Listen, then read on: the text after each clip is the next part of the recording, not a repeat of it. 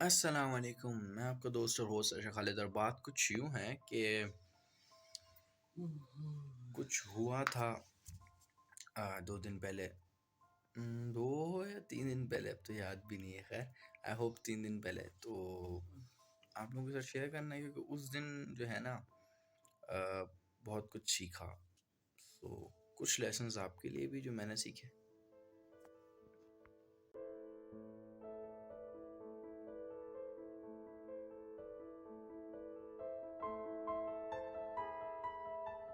All the way the story starts from 23rd Feb, जब university ने notification release किया fees का। The problem is that in this notification, इनके जो notification release किया गया वो ऐसे टाइम पर रिलीज़ किया गया जब मेजॉरिटी के पास उनकी सैलरी का लास्ट मंथ होता है, या उसकी इनकी जो सैलरी है वो 10th से पहले आती नहीं है। तो आपको एक टाइम फ्रेम देना चाहिए कि उसके अंदर सैलरी उनको मिल जाए, जो कि 13th ऑफ मंथ होता है, जिसमें मेजॉरिटी जब प्राइवेट गवर्नमेंट जो मर्जी कह लें पेंशन वाले हैं जैसे भी है, तो उनको उनकी जो वो है क्या कहते हैं पे मिल जाती है। सो स्टोरी यहाँ से शुरू होती है। अब प्रॉब्लम ये था कि इन्होंने जब ये नोटिफिकेशन रिलीज़ कर दिया ना, so there is a problem कि जो प्रॉब्लम मैं आपको बता चुका हूँ कि नहीं आई होती थी। तो ये हमारे साथ भी था। मेरे तो कुछ दोस्त थे जिनका ये प्रॉब्लम था और कुछ मैं भी था इसमें शामिल। सो ये ऐसा हुआ कि नहीं आई। अब ऑल द वे हमने डिसाइड किया कि हाँ चलो एक वो बनाते हैं, और 1 मार्च तक ये क्लासेस वगैरह और दूसरे कुछ इश्यूज से वो रिजॉल्व होते होते वैसे भी टाइम नहीं मिला कि बंदा ये करे कि बंदा जो है वो जाके उसको करवा लेता। और बाकी ये हो गया कि वो करते कराते और उनसे 1 मार्च के बाद तो टाइम मिला नहीं, और जो टाइम मिला वो उसमें फ्राइडे सैटरडे संडे एक साथ ही आ गया। तो ऑलमोस्ट 7th ऑफ मार्च हो गई थी, और 9th of March is the last 8th of March is the last date.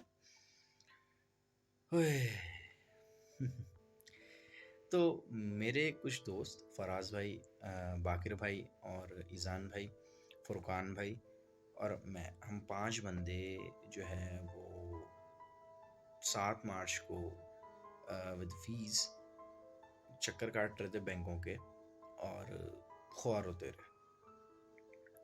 The all day हम साथ थे और हमने साथ ख्वारी काटी।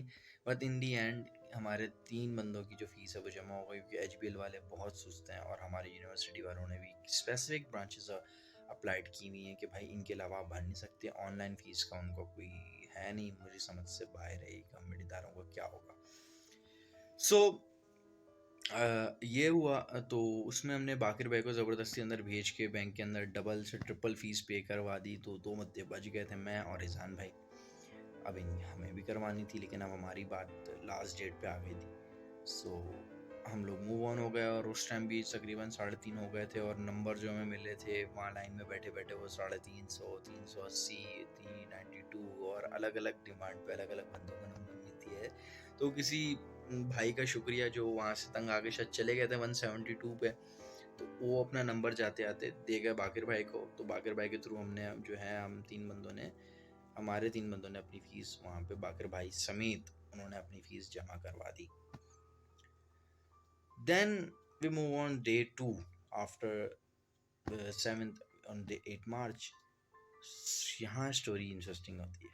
हाँ, तो this play phase of story में जो है वो कुछ इश्यूज यूँ थे कि मैं कुछ टाइम से अपनी बाइक यूज़ नहीं कर रहा या नहीं कर पा रहा किसी वजह से यूनिवर्सिटी जाने के लिए। जब भी मुझे फ़ीस भरवानी होती थी तो मैं यूनिवर्सिटी बाइक से ही गया हूँ, या बैंक तक बाइक से ही गया हूँ, क्योंकि स्पेसिफिक ब्रांचेज़ हैं यहाँ घर के करीब भी हैं। तो मुझे कोई फैसिलिट नहीं हो सकता एचबीएल की यहाँ ब्रांच होने से कोई फ़ायदा नहीं होता, क्योंकि हमारी यूनिवर्सिटी वालों ने स्पेसिफिक ब्रांचेस बनवाई हुई हैं। जो 7th ऑफ मार्च को हम लोगों ने डिसाइड किया था कि जो 2 लोग रह गए थे वो सुबह मिलेंगे और फीस जमा करा देंगे यूनिवर्सिटी के सामने वाली ब्रांच में। सो ऐसा हुआ कि सुबह प्लान बना, बहुत जल्दी का, क्योंकि लास्ट डे रह गया था और टोकन वही ख्वारी वाला मिलता अगर हम जल्दी नहीं जाते। तो सुबह और रात को भी मेरे दिमाग में माइंड में ख्याल था कि क्या पता, जैसे हालात चल रहे हैं इस शहर के, मैं सुबह बैंक के बाहर हूँ और समबडी केम एंड यार के लाओ सर जो भी है दे दो। बैंक के बाहर एक बंदा बैठा हुआ और इतनी सुबह सुबह का टाइम है तो बंदा यही कहेगा ना यार। सो मैंने थोड़ा सा लेट कर दिया। आई डोंट नो कि बस में मुझसे जाते हुए क्या मिस्टेक हुई, बट सारा टाइम ओके था। ईजान भाई का फ़ोन आया, हमने जोफर टावर बैंक HBL ब्रांच को उतरने का डन भी कर लिया था। ईजान भाई वहाँ आ रहे थे, मैं पहुँचने वाला था, सब ओके था। पैर में मोच आई हुई थी क्योंकि कुछ दिन पहले मैं अपने किसी दोस्त के घर पे ऊपर स्टेयर से नीचे गिर गया था। तो ये भी एक फैक्टर था कि मुझे ज़रा फिक्र थी कि बस में जो है वो उतरते हुए मुझे ध्यान देना है। तो जब बस में चढ़ो सुबह 7:30-7 बजे वाली में, तो होता है कि बहुत सारे लोग होते हैं तो आपको टेंशन होती है। जब आपके बैग में कोई हैवी अमाउंट पड़ी हो ना, तो होती है टेंशन बंदे को कि यार ये अब। उस टेंशन में मैंने बैग पीछे से आगे किया और फिर सेफली बैठ गए। तो तब तक तो मेरे पास था मेरा वॉलेट। आया मुझे ये भी समझ नहीं आता कि मैंने अपने पैसे उस दिन वॉलेट में क्यों रखे, क्योंकि उससे एक दिन पहले वो एक अलग जगह पे रखे हुए थे बैग के अंदर ही, बट वॉलेट में नहीं थे। उस दिन बस वॉलेट में रख दिए सुबह जल्दी में, मुझे याद नहीं रहा क्यों। खैर सब ओके था। जस्ट उतरने के लिए मैं गेट पे आया हूँ तो पैर में मोच की वजह से ज़रा सेफली उतरना था, वरना रफली बस से बंदा उतर जाता है तो टेंशन नहीं रहती। वो ध्यान वहाँ था और जब मैं उतरा हूँ तो मुझे रियलाइज़ हुआ कि यार मेरे बैग की जो जिप है ना वो शायद खुल गई है। बैग पलट के देखा, ईजान भाई सामने से आ रहे हैं और मैंने बैग को देखा, मेरी जिप खुली हुई है और मेरा पूरा वॉलेट गायब है। जो कि कोई अच्छे मुअज़्ज़ज़ अल्फाज मेरे उस टाइम भी आ रहे थे और बहुत कोई गुस्सा आ रहा है। तो वो अंकल होंगे या वो बुजुर्ग चाचा होंगे जो मेरे बराबर में थे, या वो बस का कंडक्टर होगा, व्हाटएवर वो जो भी था, ले गया वो। और 23,500 और मेरे अपने जो 500 अलग से पड़े हुए थे, जिसे आप कह सकते हैं खर्चा जात वो मिला के 24,000 के अराउंड कुछ थे जो वो शख्स ले गया। देखें, अब तो गया और अभी भी मेरे दिल से वो रिग्रेट नहीं जा रहा, क्योंकि मुझे फ़ीस जमा करवानी थी जो कि बहुत इम्पोर्टेंट है। और किसी शख्स, चलो मैं तो फ़ीस लेके जा रहा था ना, अगर कोई शख्स किसी इमरजेंसी में होता, उसके कोई हॉस्पिटल में होता और दैन दैट कोई और प्रॉब्लम होता और वो शख्स इतने सारे पैसे ले जा रहा होता या इससे ज़्यादा अमाउंट ले जा रहा होता, सो और इस तरह कोई निकाल लेता, तो उस शख्स पे क्या बीतती कुछ नहीं कह सकते। खैर, इन लोगों का, जो लोग ऐसी हरकतें करते हैं, इनका कुछ नहीं हो सकता। बट उस दिन जो कुछ इम्पोर्टेंट सीखा वो ये था कि यार अच्छे दोस्त होने चाहिए आपके पास। आपके पास अल्लाह मियाँ सब्र दे आपको, बेसिकली वो सब्र बहुत इम्पोर्टेंट होता है। थर्डली कि यार यूनिवर्सिटी के टाइम पे जो कुछ भी होता है ना, वो आप के लिए ever lasting, long lasting effect छोड़ के जाता है अगर आपके दोस्त बहुत अच्छे हैं तो। अब हुआ ये था कि मेरा एक दोस्त अहमद परवेज़ तारड़ साहब जो गार्डन के करीब रहते हैं, उनके घर के करीब भोरा पीर ब्रांच है। सो हम लोग मैंने अपने 2 दोस्तों को कहा कि एक ईज़ान भाई जो ऑलरेडी फ़ीस जमा करवाने आए थे, उनकी सुबह तो फ़ीस जमा हम लोगों ने करवा दी थी, जो मेरे साथ हुआ खैर हो गई। उस बंदे की सबसे पहले जमा करवाई ताकि ये ना हो कि वहाँ पे भी कुछ उल्टा-सीधा हो जाता। तो उसकी फ़ीस जमा करवाई, यूनिवर्सिटी गए, क्लास ली, सारा दिन मूड ख़राब रहा। मिस की भी कुछ गलती थी कि मिस ने वो क्लास पिछले उससे कैंसिल करके अगले उस पे कर दी, नहीं होता तो हो जाता। खैर जो होना तो हो गया। फिर मैंने अपने दोस्त बाशु को, तो आप जानते हैं, उमर फारूक को, हाथ में दर्द हो जाता है यार। सो उनको फ़ोन किया, उनको मैसेज किया। पहले बेसिकली भज्जी भाई को मैसेज किया था, तो उनको मैंने सारा प्रॉब्लम बताया और सबसे पहले मैं यूनिवर्सिटी से घर आया था अपने अब्बू को ये सारा प्रॉब्लम बताने के लिए। दैन उन्होंने कहा कोई प्रॉब्लम नहीं, चिल करें, कोई मसले वाली बात नहीं, कुछ नहीं हुआ। बट अभी भी रिग्रेट है कि थोड़ा सा और होशियार रहता तो शायद वो नहीं जाते, और शायद सो लंबी हो जाएगी इन स्टोरी, इन शॉर्ट करते हैं इसे।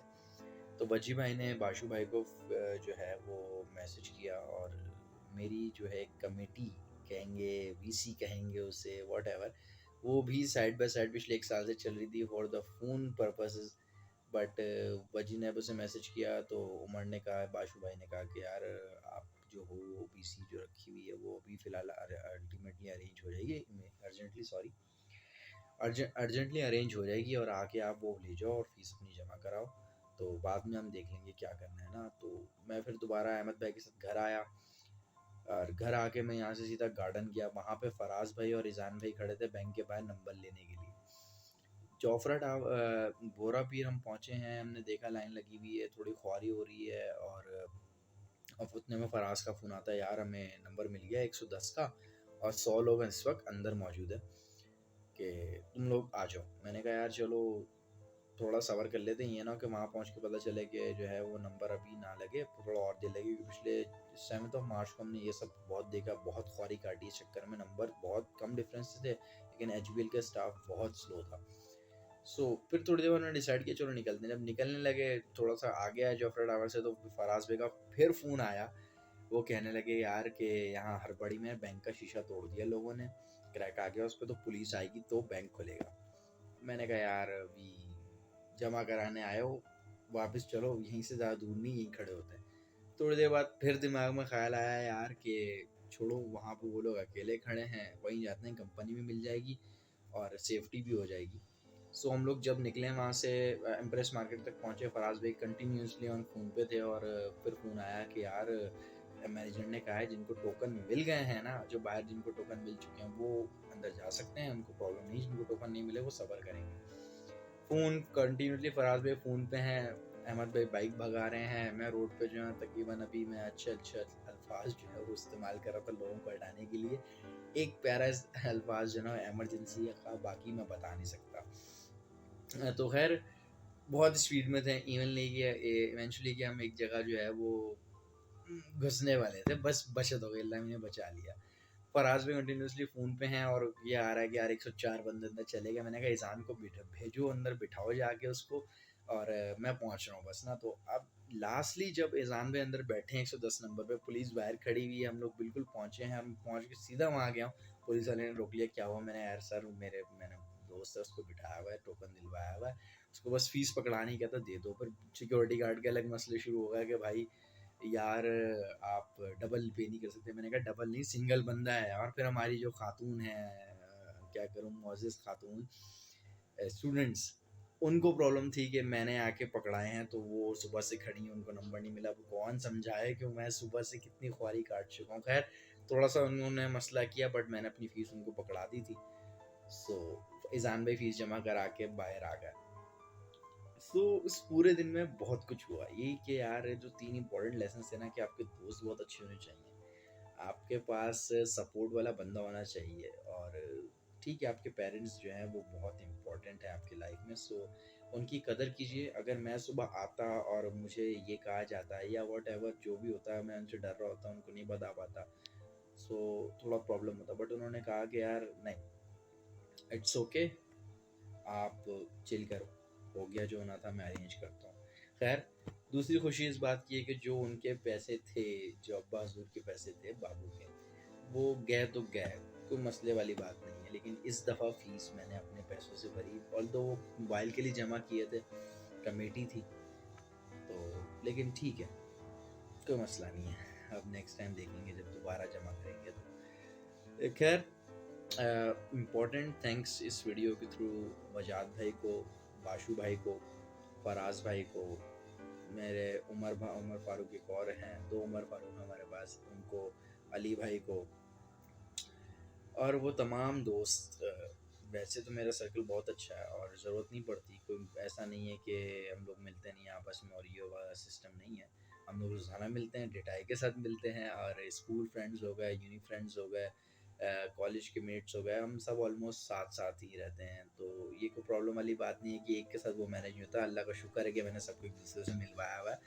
तो और मानता हूँ फ्रेंड सर्कल बड़ा 15-16 से ज़्यादा ही है, लेकिन ऐसा है कि उसमें कोई ऐसा नहीं है कि जो आप कह दो कि यार यार ये नहीं, इसको निगलेक्टेबल है। हर कोई अपनी कैपेसिटी में एक बेस्ट फ्रेंड है।